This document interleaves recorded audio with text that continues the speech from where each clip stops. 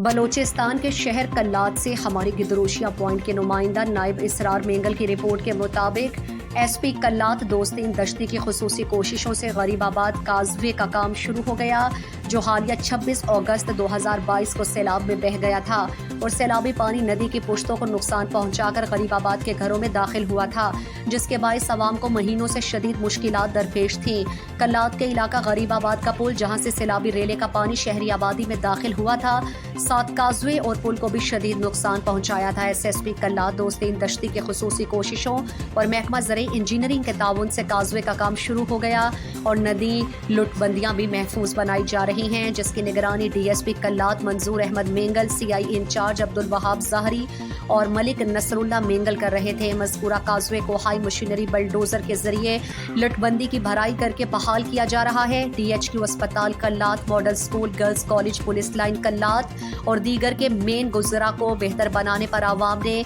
SP कल्लात और उनकी team का शुक्रिया अदा किया।